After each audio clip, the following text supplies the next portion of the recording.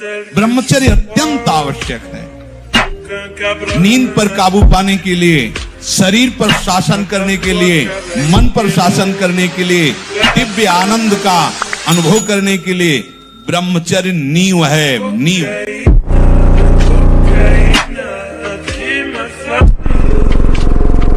बेटा, जो बनना चाहते हो वही सोचो, जो सोचोगे वही बन जाओगे। यहाँ का कुछ ऐसा ही है, जैसी सोच रखोगे वैसे ही स्थिति आ जाएगी। जैसी स्थिति पाना वैसी सोच रखो।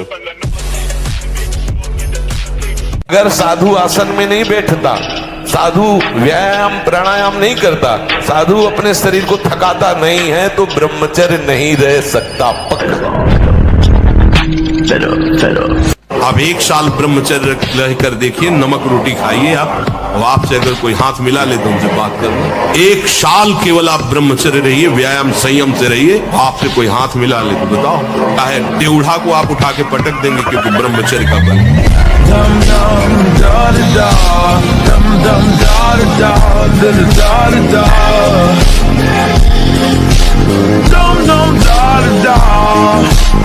अब मन जिस विचार में फंसा देता है, बिना मतलब फंसाए, कोई भय नहीं, वो भय दे रहा है। कोई शोक का कारण नहीं, वो शोक दे रहा है, चिंता दे रहा है।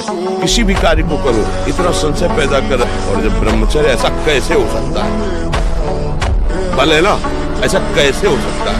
यदि एक बार ऐसा हुआ तो 1000 बार प्रयास करो।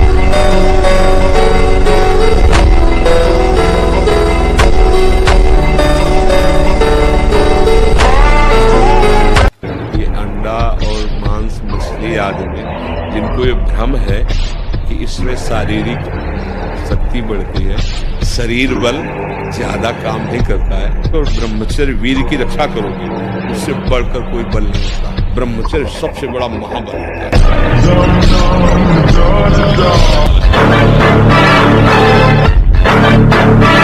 और जब ब्रह्मचर्य, ऐसा कैसे हो सकता है?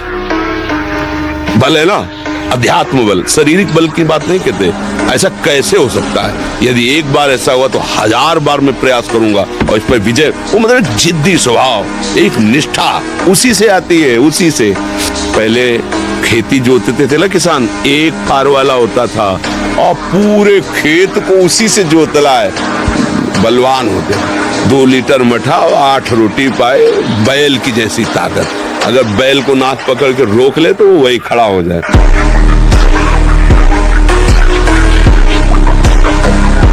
संयम में रहो, ब्रह्मचर्य धारण करो।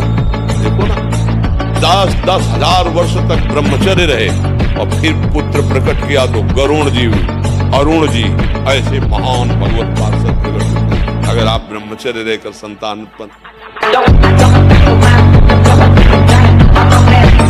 कम से कम 1500 दंड बैठक मारे हुए, 2-4-6 घंटे पद्मासन सिद्धासन में नस नाड़ी एकदम शुद्ध, तब वो ब्रह्मचर्य लगना चाहिए कि ब्रह्मचारी है।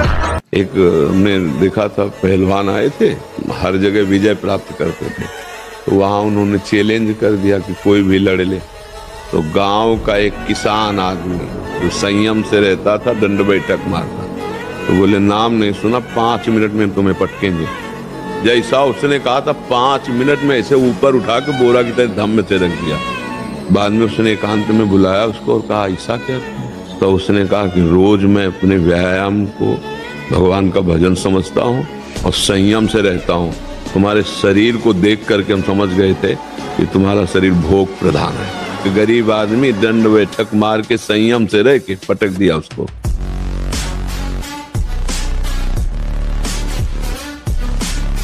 ब्रह्मचर्य सेवन ही प्रभु प्रेम और आत्मज्ञान की नींव और स्वच्छ मार्ग है। शरीर में सहने की सामर्थ्य ब्रह्मचर्य से आती। गर्मी, सर्दी, बरसात, मान अपमान, निंदा, स्तुति, ये ब्रह्मचर्य से सहने से।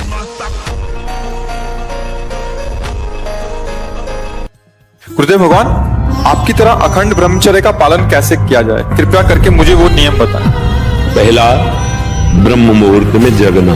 ब्रह्म मुहूर्त में बिना कुल्ला किए, वो जैसे तांबे के पात्र में 1 लीटर जल रख ले, रात भर रखा रहा, उसे पीजिए और इसके बाद थोड़ा टहलिए, वज्रासन में बैठ के फिर शौच जाइए, फिर स्नान कीजिए, जरूरी, और फिर आधा घंटा व्यायाम कीजिए। कठोर व्यायाम जैसे दंड बैठक ऐसे, फिर आधा घंटा आसन कीजिए जो योगी का आसन है। नहीं, ब्रह्मचर्य में एक महान पावर है। ब्रह्मचर्य एक आध्यात्मिक शक्ति है, चाहे स्त्री हो चाहे पुरुष। आप ब्रह्मचर्य के देखो, आपको रोगों से लड़ने की सामर्थ्य, बौद्धिक स्तर आपका बहुत प्रवीण, और शरीर भले ऐसे हो, आपके अंदर आत्मबल, बहुत जोश, पावर है, पावर।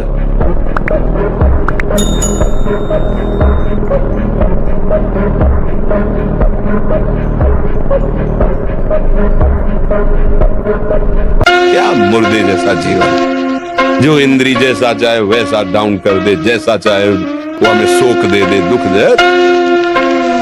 थोड़ा सा साहसी बनो, तुम भगवान के अंश हो, तुम कुछ भी कर सकते हो, कुछ भी। आप सब कुछ कर सकते हो, मतलब यही सबको भूल है कि ये तो किसी किसी के भाग्य में लिखा होता। कुछ नहीं, तुम जो चाहो अपना भाग्य बदल सकते हो, ये मनुष्य शरीर जो चाहो कर सकते हो। भगवान को जब प्राप्त कर सकते हो तो क्या नहीं बन सकते हो। नाम जप करो, अच्छे आचरण करो, अच्छा भोजन करो, व्यायाम करो।